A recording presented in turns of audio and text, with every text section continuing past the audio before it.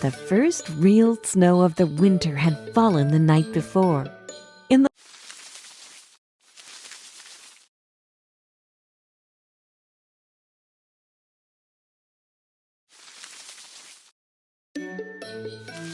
The first real snow of the winter had fallen the night before. In the morning, Billy came out and started to roll a snowball. Soon he had two big ones. Round and round the yard again. There was a little snowball just the right size for a snowman's head. Then he ran home and brought 2 bits of coal for the snowman's eyes, a carrot for a nose, and an old red cowboy hat. "There it is," said Billy, "my snowman friend." Later that evening, while he was eating dinner, one of his front teeth, which had been loose for a long time, finally came out. His mother said, "Don't forget to put your tooth under your pillow, so that when the tooth fairy comes, she can wave her magic wand and turn your tooth into some money." Billy said, "Yes, Mom," and put the tooth into his pocket. After dinner, Billy put on his boots, coat, gloves, and hat so that he could go outside and take one last look at his new snowman friend in the front yard. As he stood looking at his snowman and thinking what a great job he had done, he remembered the tooth was still in his pocket. With a smile, he took it out and stuck it in under the snowman's red cowboy hat. "Now we'll see how smart the tooth fairy really is," he said. "I bet she won't find it there." Right after midnight, a bright shining light came down and hovered in the little boy's front yard. It was the tooth fairy.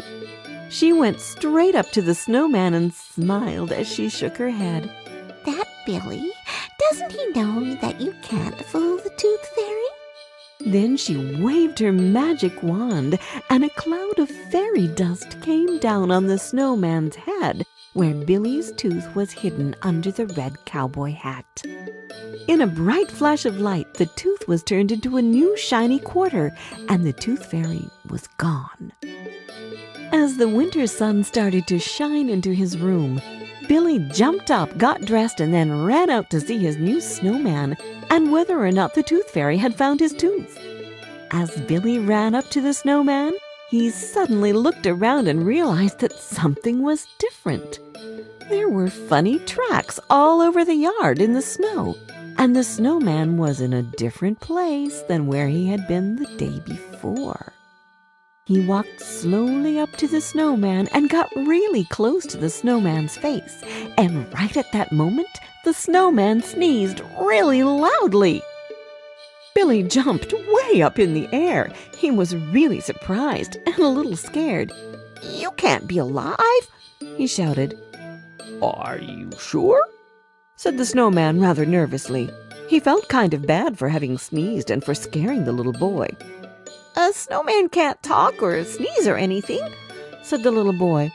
"Well, if you say so," said the snowman. He then lifted up the old red cowboy hat and picked up the shiny new quarter. "By the way, I think this is yours." "You are alive!" shouted Billy. He could hardly believe his eyes. As he took the shiny new quarter from the stick hand of the snowman, he smiled the biggest smile he had ever smiled. "It was the tooth fairy. She must have done it." And he gave the snowman a big hug. "This is great! Now I have a real live snowman to play with." For the rest of the winter, the snowman and the little boy played every day from morning until night.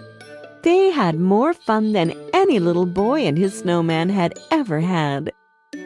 Finally, spring came and it began to get warmer and warmer, until one morning when Billy ran outside to play, the snowman was nowhere to be seen. There was just the old red cowboy hat laying in the yard.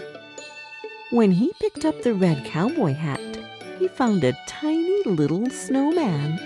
The snowman had melted until he was only about 6 inches tall. "Billy," he said, "thank you for the great time. Don't forget to build me again next winter."